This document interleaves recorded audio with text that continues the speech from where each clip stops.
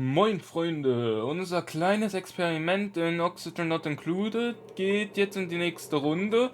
Wir haben hier fast 400 Grad oben und 700 Grad unten. Ich habe hier schon mal 2 Wege gemacht und ich hoffe es funktioniert so halbwegs. Auf jeden Fall, hier habe ich schon ab und zu mal so eine Dampfwolke hochgehen sehen, weil sich das Wasser ein bisschen sehr stark erwärmt hat.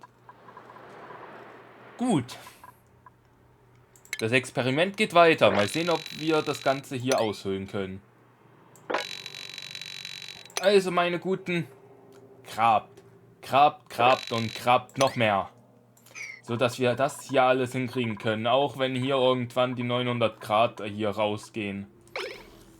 Aber ist ja auch egal. Wir haben hier genügend Wasser und dann sicher noch mehr Wasser, wenn der Dampf hier weg ist. Und noch mehr Quecksilber. Und noch mehr, was auch immer hier noch alles drin ist. Ich habe hier schon nuklearen Fallout gesehen. Quecksilbergas, Sauergas, Phosphor, Schwefelgas. Boah, wir haben hier alles drin. Und da ist glaube ich was. Ah, hier, Kohlendioxid, nochmal 100. Boah, nochmal so 150 Tonnen. 150 Tonnen. 150 Kilo. Wieso denn auch nicht? Und die benutzen das System echt sehr, sehr, sehr gerne. Ich muss auch aufpassen, dass mein Wasserstoff dann nicht leer wird. Weil die verbrauchen echt sehr viel.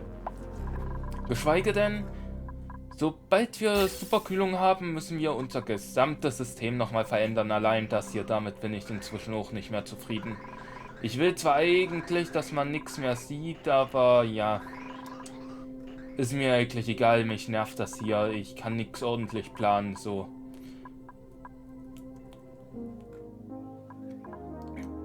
Ja, gut so. Mach weiter. So, und jetzt muss ich erstmal wieder in unsere Raketen schauen, wie es hier aussieht.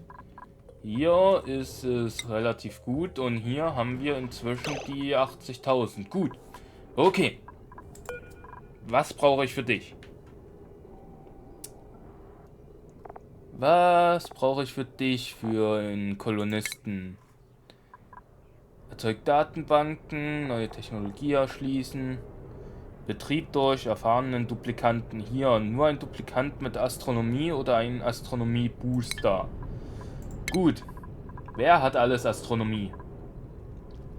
Du hier, meine Forscherin. Hat noch irgendwer Astronomie? Ich glaube nämlich nicht. Obwohl. Wo ist mein Piloto? Du hier was nicht, mein Pilot?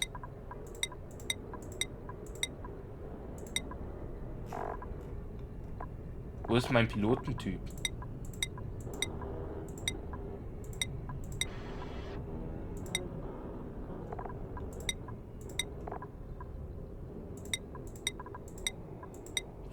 Ah, hier, Joshua ist es. Du hast Astronomie, gut. Joshua, mein Guter. Du wirst jetzt in den Weltraum verbannt. Kann man eigentlich... Ach, schade, nur 1 pro. Mist. Ja, okay, dann muss ich noch eine neue Rakete machen für den Erfolg. Apropos Sternkarte, könnt ihr hier inzwischen sehen. Ich bin hier mal noch 2 Raketen weiter und wir haben unseren neuen Asteroiden. Oder Planetoiden, halt den mit dem Wasser. So, wir haben ihn hier mit Wasser. Wir haben Wasser, gefroren, Sumpf, Öl und ja, unser Erdgas-Chlor-Gemisch hier mit dem Mus. Gut. Und ich bin schon bei Stinkera ein bisschen dabei gewesen, hier mal endlich mal auszubauen. Also ja. Streng genommen müsste ich hier eigentlich nur noch so einen Cooling Loop einfach durch den ganzen Planeten ziehen. Aber eigentlich würde ich ganz gerne, dass ich hier das unten mal weg habe. Die ganze Flüssigkeit. Weil zum Schluss sollte ich eigentlich keine mehr gebrauchen. Die große Sache ist halt wirklich, die Flüssigkeit, die hier durchkommt, soll nicht so gebraucht werden. Und ich hoffe einfach nur, unter allen Umständen, dass es ausreicht, wenn die hier den Matsch in Flüssigkeit machen, dieser Überdruck hiervon in die Flüssigkeit gerät, ich gleichzeitig ihn hier versorgen kann und die Flüssigkeit, die hier rauskommt, was sich anscheinend schon staut, wie ich bemerke, dass sich das alles irgendwann so einpendelt, dass hier bitteschön das zuallererst gemacht wird. Gut. Also, jetzt geht's erstmal hier hin. Besatzung wählen. Joshua, mein einziger Pilot. Ziel wählen. Einfach nur in die Umlaufbahn hier. Und wir wollen erstmal nochmal schauen, wie es hier in meiner Vorschau aussieht. Das ist drin, das ist drin. Ich habe euch auch mal verbunden, nicht so wie in der anderen Rakete. Schön die 30 Grad, alles ist hier voll. Und wir könnten eigentlich loslegen. Startfrequenz beginnen. Oh, Joshua. Weil wenn das hier auch weg ist, kann ich die Raketenplattform auch hier hoch machen. Wasser? Ah ja, genau. Das kühlt sich ja gerade jetzt wieder ab, aber wegen des Vakuums, ja, ist ja das ganze Wasser weg. Apropos. Nee, den Dampf muss ich noch lassen. Zumindest bis ich ihn auf einen anderen Asteroiden schicken kann, die Rakete. Bis dahin muss ich wirklich den Dampf noch lassen. So.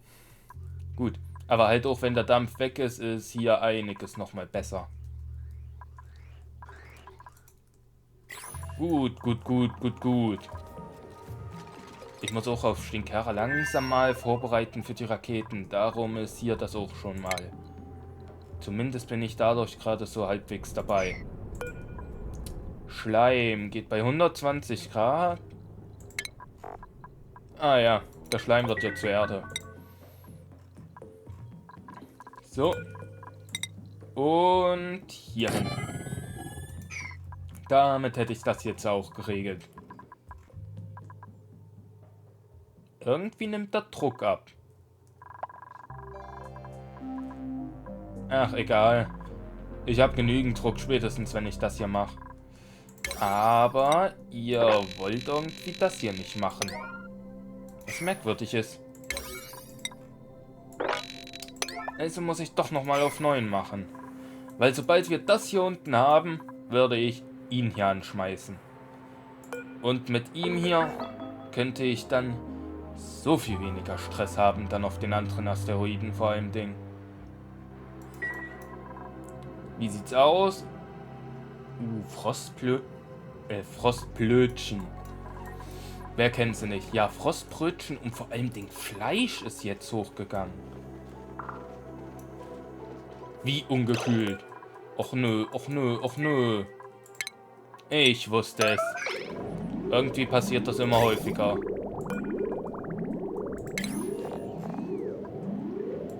Warte mal, wie hieß es nochmal? Bio, irgendwas mit... Ah, Pythoöl ist es. Jetzt muss ich nochmal nachschauen. Pythoöl gefriert bei minus 33 Grad. Und wird bei 75 Grad umgewandelt. Es kann aber keine 75 Grad erreichen, höchstens die minus 33 Grad. Und selbst das ist so eine andere Sache. Ja, wir brauchen halt unbedingt. Wir brauchen unbedingt, ja, das nächste.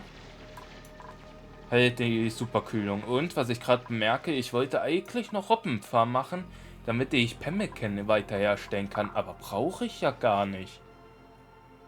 Ich muss einfach nur Biodiesel ab und zu mal hier reinschmeißen lassen in mein Chlorgaszeug, dann wird es auch schon zu Talg.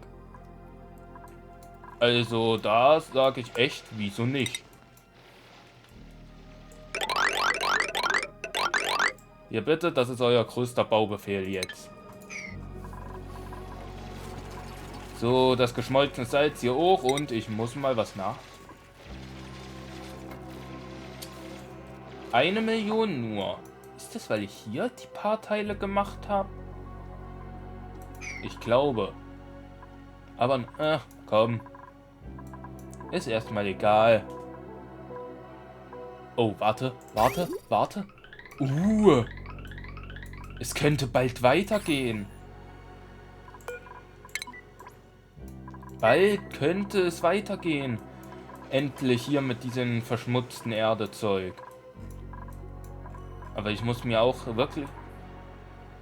Ah, hier ist die Pumpe. Ich wollte gerade schon sagen, habe ich nicht eine Pumpe gemacht, aber nee, hier ist sie. Alles klaro. Gebäude, ach so, hier. Ja, ich glaube, ja, 650 Grad halten sie aus, dann schmelzen sie. Hier ist es ja auch schon wieder soweit. Aber spätestens, wenn ich das hier habe, kann ich eigentlich schon mal ein bisschen mehr wieder freimachen. Geschweige denn ist das hier die nächste Priorität Nummer 9. Und wie sieht's in dir hier aus? Ja gut, so, du machst schon die ersten Datenbanken. Das ist echt schön von dir zu sehen.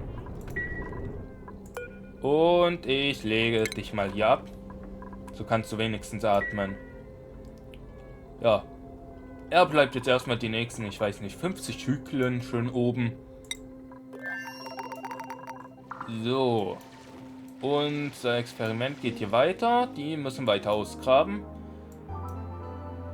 Und ja. Ist erstmal nicht mehr viel zu tun ohne die Superkühlung. Alles ist... Ja, die Gebäude schmelzen weiter. Alles ist eigentlich soweit optimisiert. Außer das hier. Ich verstehe es nicht. Ihr lasst nur Bernstein fallen. Wieso also bekomme ich hier Wasser?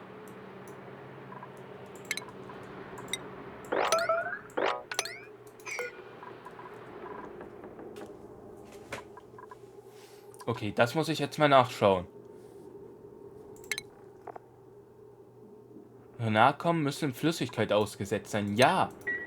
Aber jetzt stellt sich für mich die Frage, wenn das Knissei schlüpft, ist auch dann Wasser oder nicht? Weil ich glaube, wenn in so ein Kniss schlüpft, dann kommt immer so eine Menge an Wasser noch mit raus. Weil ich habe ja niemals diese 1000 Kilo voll gehabt. Nee. Vor allem Ding ist es immer wieder hier Wasser. Also entweder ist es von den Lura-Pflanzen oder von den Kniss. Eins von beiden, aber ich denke eher von den Knisseiern. Nach 5 Zyklen sind die jetzt auch mal fertig mit den restlichen Ausgraben. Jetzt wieder schön eckig machen und unsere isolierten Ziegel hin. Als auch was ich bemerkt habe, das gleiche was hier passiert auch hier. Dass immer mal wieder so eine Dampfwolke hochgeht. Aber ich bin mir eigentlich sicher, dass ich nicht so viel Wasser da drin hatte. Aber ist auch egal. Wir müssen ein bisschen die ganze Gegend hier runterkühlen. Deshalb habe ich schon mal einen Geysir gemacht, der gerade aktiv ist oder zumindest mal war. So, öffnet es bitte. Die Sache ist auch, die Temperatur geht auch sehr, sehr stark runter jetzt, wo ich die Teile auch baue. Ah, da ist Salz. Hier, macht's mal weg. Dadurch, weil ich es baue, geht es auf 45 Grad runter, wenn mich nicht alles täuscht. Und das erwärmt sich halt dann wieder. Das ist eigentlich eine Sache, um Kühlung wirklich zu neutralisieren. Um Wärme zu neutralisieren. Aber dafür müssten erstmal genügend Leute hierher kommen und alles aufbauen.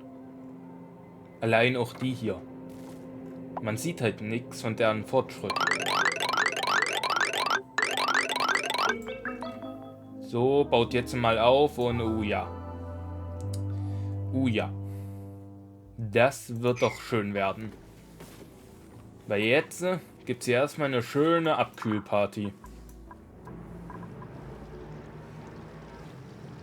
Und mal sehen, was hier draus wird, weil das Wasser muss ich ja jetzt schön erwärmen. Aber gleichzeitig auch kühlt sich hier alles runter. Also das wird interessant werden alles insgesamt. Ist das... Ja, es ist sogar Erde. Ja, das Wasser wird halt eben... ist hier... Oh, nee.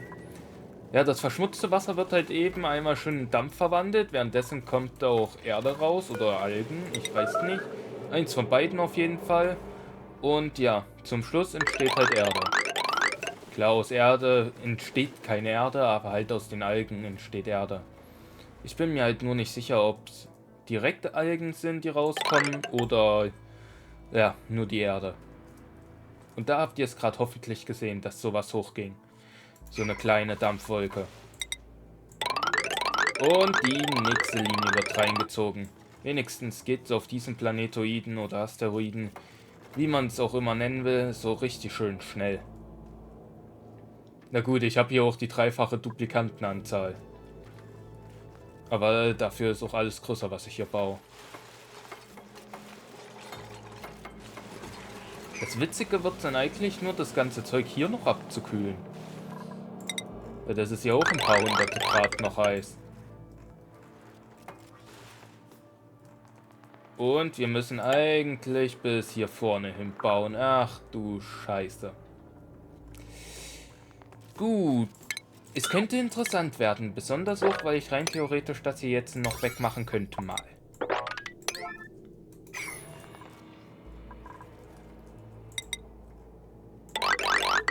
Und zieht bitteschön die letzte Linie jetzt gleich hinein. Ja, die Menge an Items und so, ich muss die definitiv ja irgendwie wegbekommen. Das ist wahrscheinlich auch so eine Sache, weshalb es immer wieder so lange dauert. Ja, also...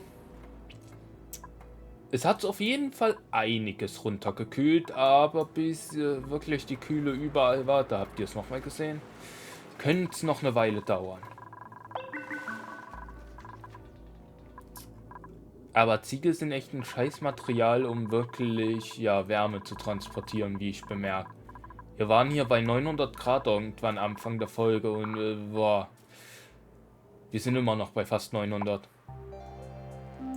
Obwohl sich alles wieder abgekühlt hat auf unter 700. Und das ganze Salz, was bei 800 ja flüssig wird, wird jetzt wieder normal. Kommt, Leute. Ihr habt hier noch was zu bauen.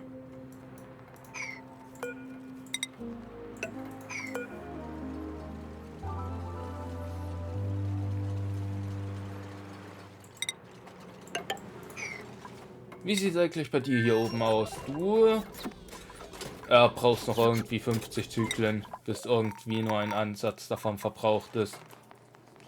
Und es wird weitergebaut. Jetzt noch mit der isolierten Ziegelschicht. Die muss hier hineinkommen. Hier, bitteschön. Und dann kann ich auch von unten anfangen, nach oben zu bauen. Und ich hoffe, das funktioniert so, wie ich es mir vorstelle. Nochmal eine Abkühlmethode, die hoffentlich ein bisschen besser noch funktioniert. Immer mal wieder so ein paar kleine, ja. Ein bisschen kleine Wassermengen hier so jetzt hier hineingeben noch. Und danach... Ja. Einfach mal ein paar Dampfmaschinen hier oben drauf. Wieso halt nicht? Es ist warm genug. Dampfmaschinen werden rein theoretisch halbwegs gekühlt. Und ja, wir hätten hier genügend Dampf.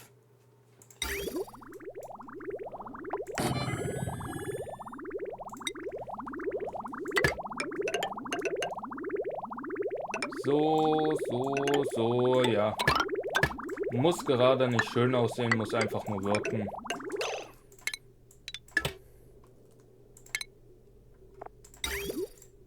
Hier und ja. Hoffentlich funktioniert es so.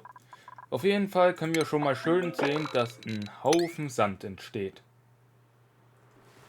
Besonders hier, weil die Erde in Sand umgewandelt wird. Was ist der Schmelzpunkt von Erde? 300 Grad. Ah, okay. Erde wird zu Sand und Sand würde theoretisch sogar zu Glas werden. Theoretisch. Tut's aber hier noch nicht. Gut. Baut das hier jetzt nochmal ab und wenn ihr zufällig noch Lust und Laune habt, baut auch mal hier nach oben was ab.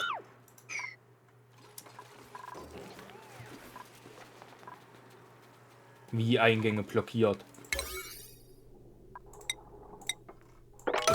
Auf jeden Fall hier jetzt das und das ist euer Hauptziel. Ja, genau. Du machst das gut so. Und dich könnte ich eigentlich auch mal wieder abbauen. Wie Auslass hat Überdruck. Als ob der Mist über... Ah, jetzt ist es weg. Oh, na gut. Das Wasser hier sollte es eigentlich sogar genügend noch abkühlen. Wir werden ja mal schauen, wie warm es hier so noch werden kann. Auf jeden Fall wird es hier abartig warm, bemerke ich gerade jetzt schon. Aber na gut. Temperatur sinkt auf jeden Fall. Und wir könnten schon mal hier die letzten paar Ecken dann dahingehend abbauen. Zumindest hätte ich das sagen wollen, wenn es nicht so ist, dass wir theoretisch unseren Fallschacht hier nach unten noch bauen müssten. Besonders auch, wenn wir theoretisch dann unseren Fallschacht haben, müssten wir nochmal unser komplettes Leitersystem einmal rumkrempeln. Und ich weiß nicht, ob man es gehört hat, aber anscheinend hat meine Hand gerade ein paar Knochen geknackt.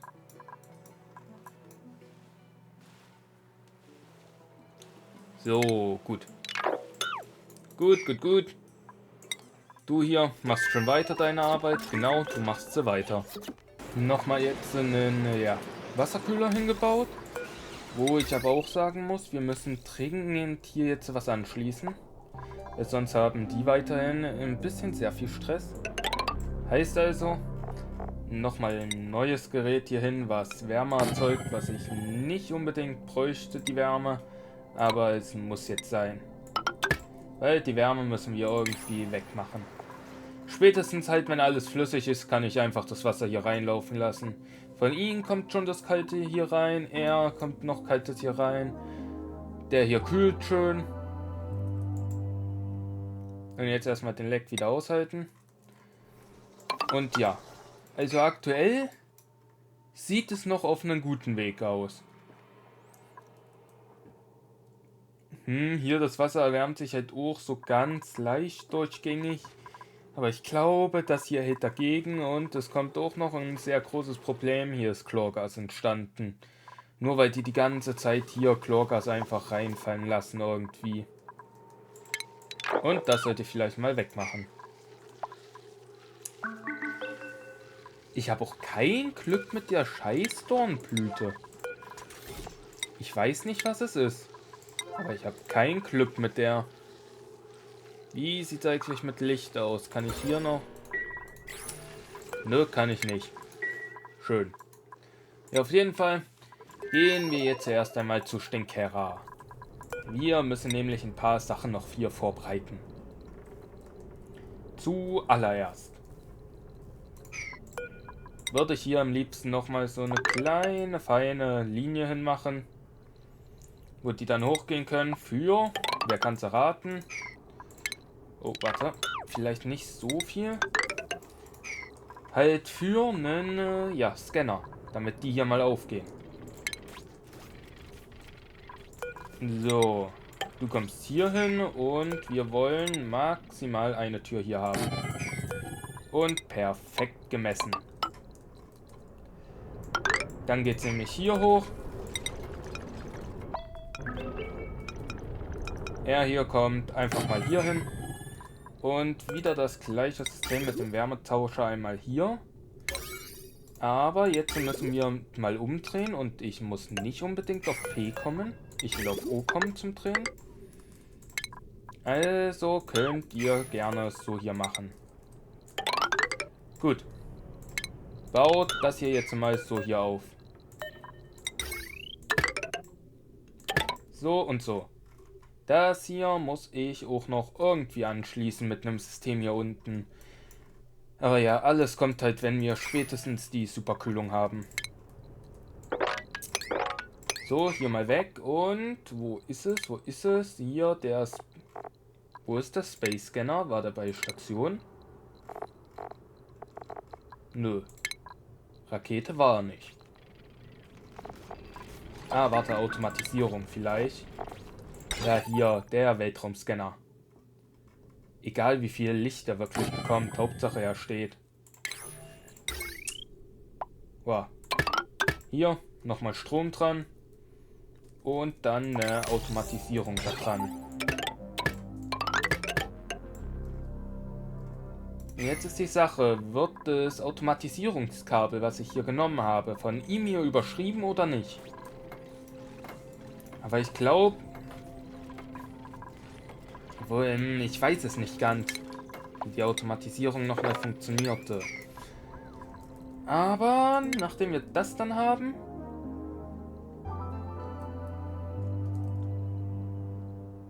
und der Leck dann mal weg ist, können wir auch mal die Raketen hier aufstellen. Zumindest Landeplattformen für die. Also Rakete Nummer 1, 2, 3. Machen wir erstmal 4 Landeplattformen hin. Wir wissen ja nicht, wie viele Raketen wir noch brauchen. Und die dann nochmal erstmal, ja, so ein paar Leitern hoch. Die können 4 nach oben. Hier 1, 2, 3. Also müssten sie rein theoretisch bis hier oben hin die Leitern machen. Damit sie weiterbauen könnten.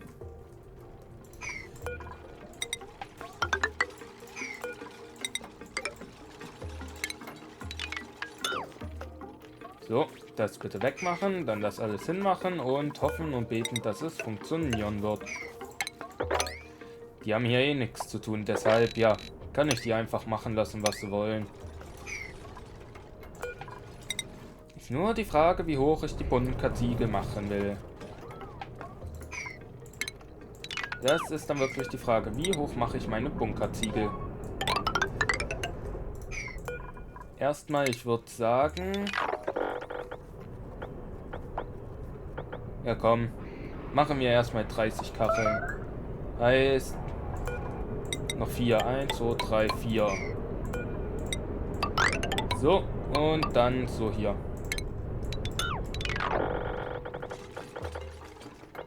No, genau. Genau so will ich sehen.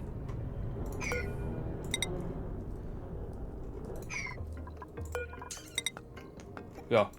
Eigentlich müssten die das jetzt erstmal so weitermachen. Dadurch, weil auch so viele Asteroiden schon da waren, hat sich hier ein bisschen was schön aufgestaut. Klar, wenn ich jetzt hier nochmal so ein bisschen ausgrabe, wird natürlich was passieren, aber sollte eigentlich in sich alles halten. Und mit einer der ersten Raketen, die hierher kommt, ist die ISS Erkunder. Die ist halt wirklich, nicht die Erkunder, meine Forscher. Weil die hat eigentlich nur eine Sache, nämlich ihn hier. Weil ich möchte dann ganz gerne eine neue Rakete bauen, mit einem komplett eigenen für den Erfolg. Wie sieht eigentlich Wasser? Ja, Wasser. Wasser ist kein Problem. Eher Sauerstoff ist das Problem, aber du bist doch eh fast durch. Ja, wenn du durch bist, dann sollte ich alle Datenbanken haben, die ich gebrauchen kann. Wie sieht's hier aus? Du wirst gefühlt immer wärmer. Ah, vielleicht aber auch, weil du die Wärme von hier unten aufnimmst. Könnte natürlich auch gut möglich sein. Du verteilst halt die Wärme ein bisschen paralleler. Oder gleichmäßiger halt.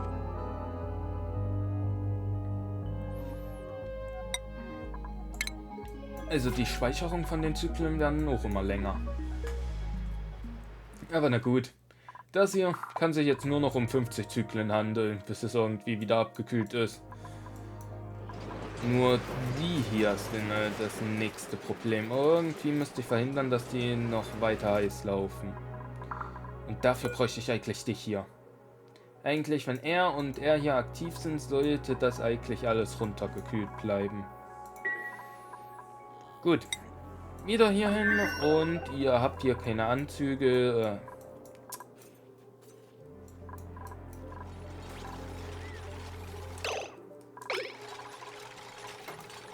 Mache ich einfach noch Anzüge hier hin oder nicht? Ist jetzt eine Frage.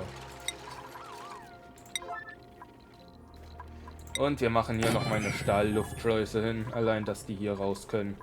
Weil das hier möchte ich dann bitte schön auch mal abgebaut haben. Zumindest, wenn sie können. Er hier ist eigentlich scheißegal. Der kann gerne um die 3000 Grad haben. Nur das Teil hier darf nicht heiß laufen. Und ich hoffe echt, wenn es hier runterfällt, dass mein Robominer bitte schön freigegraben wird. Wenn nicht, habe ich auf beiden Seiten ein großes Problem. Dann muss ich nochmal was ändern. Weil dann müsste ich, was ich ungern machen wollte eigentlich, den Robominer irgendwie so hierhin platzieren.